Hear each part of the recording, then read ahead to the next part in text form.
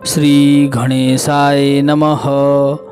નમસ્કાર, આપ સર્વેનો ધાર્મિક વર્લ્ડમાં ફરીથી હાર્દિક સ્વાગત છે। જન્માષ્ટમીનો અવસર કૃષ્ણ ભક્તો માટે ખૂબ જ મહત્વ ધરાવે છે, જેથી ભક્તો આ દિવસને વિશેષ બનાવવા માટે પહેલેથી જ તૈયારીઓ શરૂ કરી દે છે। અનેક લોકો જન્માષ્ટમીના દિવસે વ્રત પણ રાખે છે। આ વ્રત અન્ય વ્રતથી અલગ માનવામાં આવે છે। આજે આપણે વાત કરીશું જન્માષ્ટમી સાથે સંકળાયેલ અમુક વાતો વિશે તથા જન્માષ્ટમીની વ્રત કથા વિશે।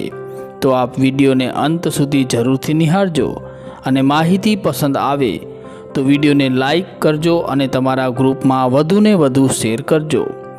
મિત્રો, કૃષ્ણ જન્માષ્ટમીના દિવસે વ્રતના સંકલ્પ વિશે વાત કરીએ તો શ્રી કૃષ્ણ જન્માષ્ટમીના દિવસે સવારે બ્રહ્મ મુહૂર્તમાં ઉઠીને સ્નાન કરવું અને પછી ભગવાન શ્રી કૃષ્ણ પાસે વ્રતનો સંકલ્પ કરવો। હાથમાં તુલસીનું પાન રાખીને વ્રતનો સંકલ્પ કરવું જોઈએ। વ્રત દરમિયાન થતી ભૂલ અંગે પહેલેથી જ ક્ષમા માંગી લેવી જોઈએ। આગળ વાત કરીએ વિવાહિત લોકો માટે નિયમના, તો વિવાહિત લોકોએ ઉપવાસની એક રાત્રિ પહેલાંથી જ બ્રહ્મચર્યનું પાલન કરવું જોઈએ। રાત્રે 12 વાગ્યા બાદ તમારા ઉપવાસની શરૂઆત થાય છે અને પછીના દિવસે 12 વાગ્યા બાદ કૃષ્ણ જન્માષ્ટમી બાદ કૃષ્ણ જન્મ જ્યારે થઈ જાય ત્યારબાદ આ વ્રત ખુલે છે। જન્માષ્ટમીના દિવસે ભગવાન વિષ્ણુની પૂજા કરવી અને તેમને તલ અર્પણ કરવા। મધ્યાહન સમયે તલના પાણીથી સ્નાન કરો। માનવામાં આવે છે કે તે સમયે શ્રી કૃષ્ણના માતા દેવકીજીને પ્રસવ પીડા શરૂ થઈ હતી અને રાત્રે શ્રી કૃષ્ણનો જન્મ થયો હતો। જન્માષ્ટમીના દિવસે તમારે લક્ષ્મી નારાયણની પૂજા કરવી જોઈએ। આ દિવસે લક્ષ્મીજીને પ્રસન્ન કરવા માટે તમારે ઘરના દરવાજાને કમળના ફૂલથી સજાવવા જોઈએ। માતા લક્ષ્મી આ પુષ્પમાં વાસ કરતા હોવાથી ભગવાન વિષ્ણુને કમળનું ફૂલ ખૂબ જ પ્રિય છે। મિત્રો, જન્માષ્ટમી સાથે કાકડીનો સંબંધ માનવામાં આવે છે। ઘણા ઓછા લોકોને આ વાતની જાણકારી હશે, પણ કાકડી શા માટે કાપવામાં આવે છે તેના વિશે વાત કરીએ તો જન્માષ્ટમીના વ્રતમાં તમે તમામ ફળનું સેવન કરી શકો છો, પરંતુ ભગવાન શ્રી કૃષ્ણના જન્મ પહેલાં કાકડી કાપવાની મનાઈ કરવામાં આવે છે। કાકડીની સ્ટેમ કટ કરીને જ ભગવાન શ્રી કૃષ્ણનો જન્મ થાય છે। કહેવામાં આવે છે કે કાકડીની સ્ટેમને બાળકની નાળ સમજીને ભગવાન શ્રી કૃષ્ણના જન્મ સમયે કાપવામાં આવે છે। વ્રત વિશે વાત કરીએ તો જન્માષ્ટમીના વ્રતમાં તમે ફળાહાર કરી શકો છો। સવારથી રાત્રિ સુધી તમે ફળોનું સેવન કરી શકો છો અને રાત્રે સાદું ભોજન કરીને વ્રત ખોલી શકો છો। અનેક લોકો આખા દિવસનો ઉપવાસ કરવા ઈચ્છતા હોય છે, તો તે લોકો રાત્રિના ભોજનમાં પણ ફળ, દહીં, દૂધ અને શ્રી કૃષ્ણને ચડાવેલ પ્રસાદનું સેવન કરી શકે છે।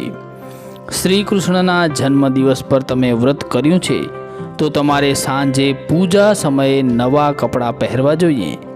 આ દિવસે મૌન વ્રત રાખીને તમે શ્રી કૃષ્ણના નામનો જાપ પણ કરી શકો છો। જો તમે મૌન વ્રત નથી કર્યું તો તમારે આખો દિવસ શ્રી કૃષ્ણના નામનો જાપ કરવો જોઈએ। જન્માષ્ટમીના દિવસે તુલસીજીના મહત્વ વિશે વાત કરીએ તો આ દિવસે પાણીમાં તુલસીના પાન નાખીને તેનું સેવન કરવું। આ દિવસે વિધિ વિધાન સાથે તુલસી માતાની પૂજા કરવી જોઈએ। ભગવાન શ્રી કૃષ્ણના તમામ ભોગમાં તુલસીનું પાન જરૂરથી મૂકવું જોઈએ।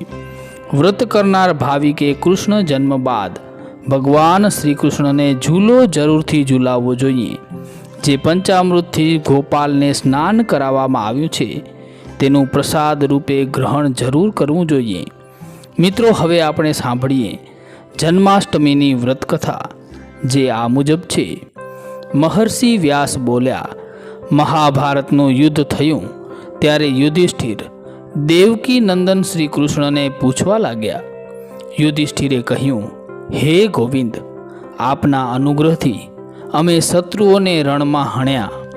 આપના પ્રસાદથી અર્જુને કર્ણનો સંહાર કર્યો. આપના જ પ્રસાદથી અમે જેનું મૃત્યુ જ નહોતું એવા અજય ભીષ્મ પિતામહને જીત્યા. આપની જ કૃપાથી અમે અશક્ય કર્મને કરી નિષ્કંટક રાજ્ય મેળવ્યું અને આપના જ અનુગ્રહથી અમને આચાર, દંડનીતિ, રાજધર્મ, ક્રિયાવિધિ સર્વે પ્રાપ્ત થયા. હે અચ્યુત, હું જન્માષ્ટમી વ્રત વિશે વિસ્તારથી સાંભળવા ઈચ્છું છું. એ વ્રત ક્યારે ઉત્પન્ન થયું, એનું પુણ્ય ફળ શું છે અને એની વિધિ શું છે? ત્યારે ભગવાન શ્રી કૃષ્ણ બોલ્યા, હે રાજન, સાંભળો. એ વ્રતોમાં શ્રેષ્ઠ વ્રત વિશે હું કહું છું, જેનું ફળ પણ સર્વત્ર પ્રસિદ્ધ છે. રાજવંશમાં ઉત્પન્ન થયેલા દૈત્યોના ભારથી અત્યંત પીડિત પૃથ્વી પિતામહ બ્રહ્માજીના શરણમાં ગઈ. એટલે પૃથ્વીનો ભાર સમાધિ દ્વારા જાણી સર્વે દેવો સહિત બ્રહ્માજી શ્વેત દ્વીપમાં આવ્યા અને સ્થિર મનથી મારી સ્તુતિ કરવા લાગ્યા. હું પ્રસન્ન થયો અને એમની સામે પ્રગટ થયો. મને જોઈને તેઓ ભક્તિ ભાવથી વંદન કરવા લાગ્યા અને બ્રહ્માજીને આગળ કરી પૃથ્વીનો ભાર દૂર કરવાનું મને નિવેદન કર્યું. એ સાંભળી હું વિચારવા લાગ્યો કે પૃથ્વીમાં ક્ષત્રિયો રૂપે ઉદ્ભવેલા દાનવોને કેવી રીતે મારવા, કારણ કે તેઓ સ્વધર્મમાં રત છે અને મહાન બળવાન અને પરાક્રમી છે. પછી મનમાં નિશ્ચય કરી મેં બ્રહ્માજીને કહ્યું, પૂર્વે વસુદેવ અને દેવકીજી પ્રજાની કામનાથી મારી ભક્તિ કરતા હતા અને મહાન તપ કરતા હતા. ત્યારે મેં પ્રસન્ન થઈ અને એમને વરદાન માંગવા કહ્યું. તેમણે કહ્યું, હે દેવ, આપ પ્રસન્ન થયા હો તો અમને આપના જેવો પુત્ર થાય. મેં તથાસ્તુ એમ પ્રસન્નતાથી કહ્યું. એમની કામના પૂર્ણ કરવા હું એમને ત્યાં અવતરીશ. અપ્સરાઓએ પણ પોતપોતાના અંશથી વ્રજમાં જન્મ લેવો, યોગ માયાએ નંદજીના ઘરે યશોદાના ઉદરે જન્મ લેવો, એ જ યોગ માયાએ દેવકીજીના ઉદરમાં મારા તેજ રૂપ રહેલા ગર્ભને ખેંચી રોહિણીના ઉદરમાં જન્મ લઈ જવો. એટલું કહી હું અંતર્ધ્યાન થઈ ગયો. પછી બ્રહ્માદિ દેવોએ મારા તરફની દિશામાં પ્રણામ કર્યા અને પૃથ્વીને આશ્વાસન આપી સૌ સ્વસ્થાને ગયા. પછી હે યુધિષ્ઠિર, કંસે વસુદેવ સાથે કારાગૃહમાં રહેલા દેવકીના 6 પુત્રો મારી નાખ્યા. ત્યારે મેં સ્વતેજથી દેવકીના ગર્ભમાં પ્રવેશ કર્યો અને શ્રાવણ વદ આઠમના દિવસે મધ્યરાત્રિએ જ્યારે સૌ સૂતા હતા ત્યારે હું ચતુર્ભુજ સ્વરૂપે પ્રગટ થયો. એ વખતે રોહિણી નક્ષત્ર હતું. સગળા ગ્રહો શુભ હતા અને મનુષ્યો પ્રસન્ન હતા. મને જોઈ વસુદેવ પ્રસન્ન થયા, પરંતુ કંસના ભયથી શોકાતુર થયેલા એ હાથ જોડીને આદરથી વારંવાર મારી સ્તુતિ કરવા લાગ્યા. હે ભગવાન, યોગીઓને પણ આ અલૌકિક રૂપના દર્શન થતા નથી, જેના તેજથી આ સ્તુતિકા ગૃહમાં પણ પ્રકાશ થઈ ગયો છે. હે ભગવાન, જેણે મારા બાળકોને મારી નાખ્યા છે એવા કંસથી હું ડરું છું. આપ આ અલૌકિક રૂપ જે શંખ, ચક્ર, ગદા, પદ્મ અને કૌસ્તુભથી શોભે છે, મુકુટ, હાર, બાજુબંધ, વલય આદિથી અંકિત છે, જે પીત વસ્ત્રોથી અને નાદ કરતી કાંચન મેખલાથી વિરાજિત છે, જેના કમલ જેવા નેત્ર સ્ફુરે છે અને જેની પ્રભા શ્યામ અને મરકત જેવી સ્વચ્છ અને કોટી સૂર્યો જેવી તેજસ્વી છે, એ રૂપને હે ભગવાન આપ વિલીન કરી દો. શ્રી કૃષ્ણ બોલ્યા, હે રાજન, વસુદેવની પ્રાર્થનાથી મેં ચતુર્ભુજ રૂપનો ત્યાગ કર્યો અને પ્રાકૃત બાળકનું રૂપ ધારણ કર્યું. મને ગોકુળમાં લઈ જાઓ એમ મેં વસુદેવજીને કહ્યું. વસુદેવ મને લઈને ચાલ્યા એટલે મારા પ્રભાવથી બંધ બારણા આપોઆપ ખુલી ગયા. મોજા ઉછળતી જમુનાએ માર્ગ આપ્યો. વસુદેવ ગોકુળમાં ગયા અને યશોદાજીની સૈયામાં મને રાખી એમાં રહેલી કન્યાને લઈ અને પાછા મથુરા સ્વસ્થાને આવ્યા. કન્યાને દેવકીની સૈયામાં મૂકી ચરણોમાં બેડી નખાઈ ગઈ અને સગળા દ્વાર પૂર્વવત બંધ થઈ ગયા. એટલે કન્યા ઊંચા સ્વરે રુદન કરવા લાગી. એના રક્ષકો જાગી ગયા અને દેવકીને પ્રસવ થયો છે એવું કંસને નિવેદન કર્યું. આ સાંભળી ભયથી અત્યંત વ્યાકુળ થયેલો કંસ શૈયામાંથી ઉઠીને પડતો આખડતો દેવકીજીના સૂતિકા ગૃહમાં ગયો અને પોતાની રુદન કરતી બહેન દેવકીનો અનાદર કરીને પેલી કન્યાને પકડીને શિલા પર પછાડી. એ કન્યા પણ કંસના હાથમાંથી છટકી આકાશમાં જઈને બોલી, હે મૂઢ, મને મારવાથી તને શું ફળ મળશે? તારો શત્રુ તો અન્ય જગ્યાએ ઉત્પન્ન થઈ ચૂક્યો છે. આ સાંભળીને કંસ અત્યંત કોપ્યો અને પોતાના સેવકોને બાળકોને મારવાનો આદેશ આપ્યો. તેઓ નગરમાં, ગામમાં, વનમાં, ઉપવનોમાં અને વ્રજમાં જ્યાં બાળકો મળે ત્યાં એમને મારવા લાગ્યા. એક દિવસ બાળકોને મારતી મારતી પૂતના ગોકુળમાં આવી અને સ્તન આપી અને ધરાવવા લાગી. એના મેં પ્રાણ શોષી લીધા. પછી મેં તૃણાવર્ત, બકાસુર, અરિષ્ટ, ધેનકાસુર, કેસી આદિ દૈત્યોને હણી મારું પરાક્રમ દર્શાવ્યું.